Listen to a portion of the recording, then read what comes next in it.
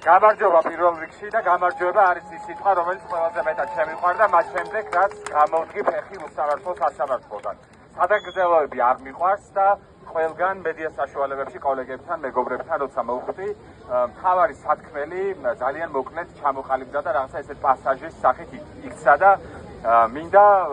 ყველას ის შეგრძნება, რომელიც ახლა მე მაქვს, რაღაცნაირად გაგიზიაროთ, გადმოგცეთ ჯერ პირველ რიგში ყველა იმ ადამიანს, რომლებიც ჯიუტად იკავებთ თქვენს კუთვნილ ადგილს რუსთაველის გამზირზე. გითხრათ ძალიან დიდი მადლობა და მოგემადლიეროთ, მოგესიყვარულოთ, დაგიდასტუროთ უპირობო ერთხულება და სიყვარული ზუსტად ისეთივე, როგორი ჯიუტებიც იყავით თქვენ და ამ შემთხვევაში სიჯიუტეც, პრინციპულობაც არის ის სიტყვები, რომელიც ძალიან ლამაზ ჟღერს, იმიტომ რომ ჩვენ გვაერთიანებს იდეა ქვეყნის გადარჩენის და ქვეყნის ნათელი მომავლის. ახლა რაც შეეხება დანარჩენს, მას შემდეგ და მაშინ როცა კოლეგები მეკითხებიან ხოლმე რომ რას გააკეთებ დანარჩენი ტყვეებისთვის, მაქვს სალსახა და ერთ მნიშვნელოვანი პასუხი. უნდა გავაკეთო აუცილებლად ის და თქვენთან ერთად, რასაც გააკეთებდნენ ის ბიჭები და ორი ქალი ტყვეობაში,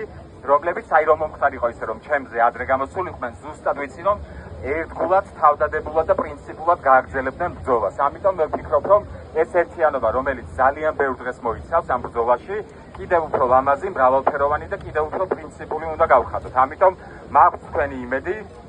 მაქვს თქვენი ერთგულების იმედი, გულწრფელობის იმედი და ამ გულწრფელ ბრძოლაში ვფიქრობ, რომ უფრო მეტი აქტივობით, უფრო მეტი და ისეთ ქმედითი ნაბიჯით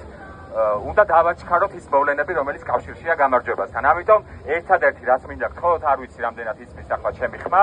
არ ვიცი შეძახილებით, ოვაციებით, ყველა მინდა რომ გავამხნევოთ ერთმანეთი და გავიხსენოთ როგორი იყო ის ერთობა, რომელიც მაგალითად იყო დამოუკიდებლობის დღეს და აყრუებდა ჩვენი შეძახილები თბილისის ქუჩაზე.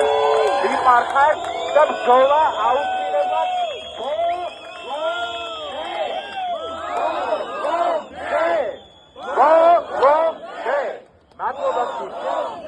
გნახავთ ძალიან ბევრჯერ